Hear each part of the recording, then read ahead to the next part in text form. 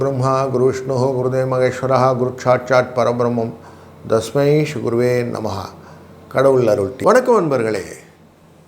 பல கிரகங்களின் பெயர்ச்சிகளை பார்த்து கொண்டிருக்கிற நாம முக்கியமாக சனி மற்றும் குருவின் பெயர்ச்சியை கூர்ந்து பார்ப்போம். ஏன்னாக்க இதுவரெல்லாம் வருடக்கோட்கள். அப்படி 12 வருடத்திற்கு பிறகு தன்னுடைய கடகராசியிலே உச்சம் பெறக்கூடிய தன்மையை கொண்ட இந்த குரு வருகிற 1ஆம் தேதி ஜூன் அன்று 2026 இரவு 1:50 அதாவது 2ஆம் தேதி ஆகிடும். அப்போது உச்சத்திலே கடகராசிக்குள்ளே வருகிறார் அந்த திங்கட்கிழமை முடிந்தவுடன். அப்படி வரும் நாள் காலையிலே நமக்கு என்னெல்லாம் பலன் இருக்குன்னு பார்க்க போகிறோம். குருவின் பார்வையிலே 5, 7, 9 என்ற பார்வை பலன்கள் ரொம்ப முக்கியமானது அப்படின்னு சொல்லுவோம். 5 அப்படின்றது அதிர்ஷ்டங்கள், குழந்தை பாக்கியம். 7ங்கிறது கல்யாணம் போன்ற கலத்திர விஷயங்கள், வெற்றி. 9 பூர்வ புண்ணியம், சொத்து விவகாரங்கள். இப்படி அனைத்தும் நமக்கு லௌகீகமாக கிடைக்கக்கூடிய விஷயங்கள் எல்லாத்தையுமே இந்த தனக்காரனான குருவின் பார்வையினால் விரிவுபடுத்தப்படுவதனாலே இது சுப பார்வையாக நம்ம பார்க்க முடியாது. ஏன்னா குருவுமே சுபராக இருக்கிறார். அப்படி இவர் தன்னுடைய பார்வையினால் என்னென்ன அனுகிரகம் தரப்போகிறார்னு பார்க்க போகிறோம். 31/10/2026 சனிக்கிழமை 12:02 பகல். அதில் அதிசாரமாக அவர் சிம்மராசிக்கு வர போகிறார். சிம்மராசிக்கு போயிட்டு அங்கே 12/12/2026 வக்கரமாக மாற போகிறார், ரிவர்ஸில் வர போகிறார். 24/1/2027 அன்று இந்த வக்கரமாகவே திரும்பி 1:32 ஞாயிற்றுக்கிழமை அன்னைக்கு இரவு வக்கர குரு மீண்டும் கடகராசிக்கு வருவார். அப்படி வந்தவர் 14ஆம் தேதி ஏப்ரல் 2027 வரை வக்கரமாகவே இந்த கடகராசியில் இருக்க போகிறார் அப்படின்னு இருக்குது. இப்போது ஒரு குருவின் பெயர்ச்சியே முக்கியம்னா அதிசாரமாக சென்று வருவதும் வக்கரம் பெற்று திரும்பி வருவதும் ரொம்ப முக்கியமாக வருது. அப்போ இன்னும் டீட்டெயிலாக ஒரு ராசிக்கும் என்னென்ன பலன்னு தெளிவாக பார்க்கலாம் வாருங்கள்.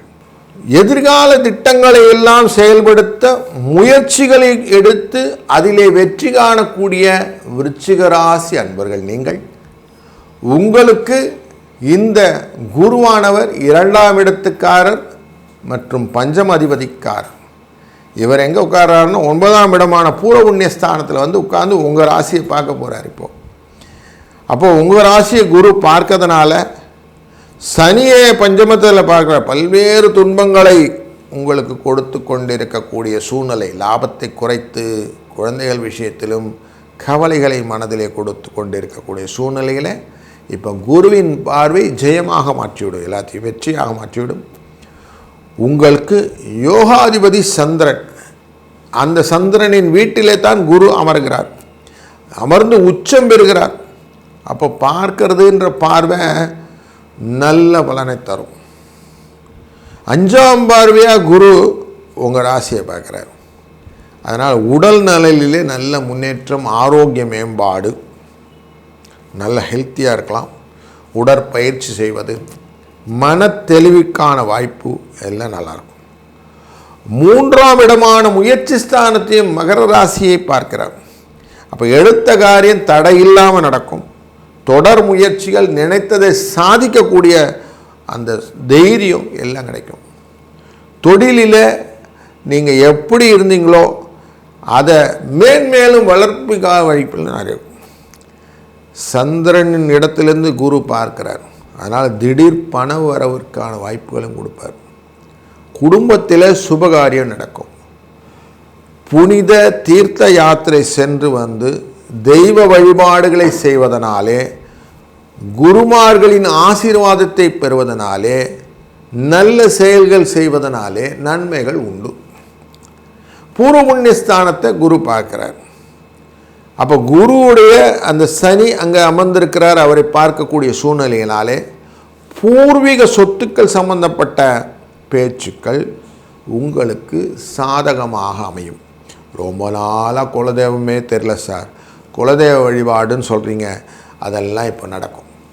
பல காரியங்களை சாதிக்கக்கூடிய ஒரு நல்ல ஆப்பர்ச்சுனிட்டி இருக்குது. அப்போது மனசு ஸ்ட்ராங்காக வச்சுக்கோங்க.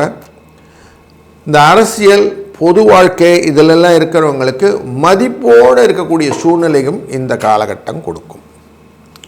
கொடுத்த வாக்கை காப்பாற்றுங்க, அதுவே சிறந்தது. எதையும் நீங்கள் சமமாக பார்க்கக்கூடிய ஒரு விஷயத்தில் மற்றவர்கள்ட பாராட்டியும் பெறக்கூடிய சூழ்நிலையும் உண்டு. காரியத்தில் கண்ணாக இருங்க. அக்டோபர், டிசம்பர் இந்த காலகட்டம் 2 மாத காலகட்டங்களில் குரு அதிசாரமாக போயிட்டு வருவார், சிம்மராசிக்கு போவார். அப்போ தொழில் ஸ்தானத்தில் வந்துடுறார். அப்போ தொழில் ஸ்தானத்தில் வருவதனால அங்கேருந்து உங்கள் தனஸ்தானமான தனுசு ராசியை பார்க்க போகிறார். அதனால் பணவரவு உண்டு. சுகஸ்தானமான கும்பராசியை பார்க்கிறார். அதனால் சிறந்த பலன்களையும் பெறப்போகிறீர்கள். வாகனங்கள் புதுப்பித்தல், வீடு அலங்காரம் செய்து கொள்ளுதல், இது போன்ற விஷயங்கள் எல்லாம் செய்வீர்கள். அடிக்கடி வெளியூர் சென்று வருவதனாலே நல்ல மனதிலே ஒரு ஆறுதலை பெறுவீர்கள். 6ஆம் இடத்தின் பார்வையாக வங்கி மூலியமாக கடன் பெறக்கூடிய சூழ்நிலையும் கேட்கொள்ளும். அப்போ உங்களுக்கு சத்ருஸ்தானத்தை பார்ப்பதனாலே தொழில் விருத்தி செய்வதற்கான வாய்ப்புகள் உண்டாகும். உத்தியோகம், இடமாற்றம், பதவி உயர்வு இதெல்லாம் பெறக்கூடிய வாய்ப்புகளும், மீண்டும் வக்கரமாகி கடகத்துக்கு செல்லக்கூடிய காலகட்டங்களிலே தொடர் முயற்சிகளால் நல்ல பலன்களும் உண்டு. இந்த தொழிற்சங்கத்தில் நிர்வாகியாக இருப்பவங்களுக்கு புதிய பொறுப்புகள் எல்லாம் கிடைக்கும். அதிக பொறுப்பு சுமைகளும் உண்டு. எதிர்கால சிந்தனைகளை கொண்டு நீங்கள் செய்யக்கூடிய காரியங்கள் எல்லா விதத்திலும் நன்மையாக இருக்கக்கூடியதாகும். விளையாட்டு வீரர்களுக்கு வெற்றிகளை கொடுக்கக்கூடிய சூழ்நிலையும், முதலீடு இல்லாத தொழிலிலே முன்னேற்றம் கிடைப்பதற்கான வாய்ப்புகளும் இந்த காலத்திலே உண்டு. வரவுக்கு தக்கன செலவு பார்த்துக்கிட்டிங்கன்னா போதும். குருவோடு கேது இணைவார். அப்போ மிகப்பெரிய அதிர்ஷ்டத்தை கொடுக்கக்கூடிய சூழ்நிலையும் இந்த காலகட்டங்களிலே உண்டு.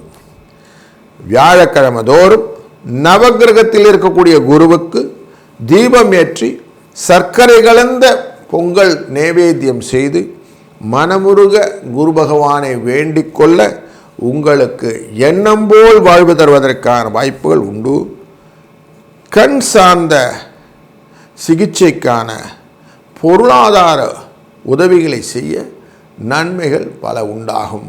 கடவுள் அருள் டிவியை பார்த்தமைக்கு நன்றிகள். மேலும் இது போன்ற தகவல்களை தெரிந்து கொள்ள கடவுள் அருள் டிவியை சப்ஸ்கிரைப் செய்யுங்கள். மறக்காமல் பெல் ஐக்கானை கிளிக் செய்யுங்கள்.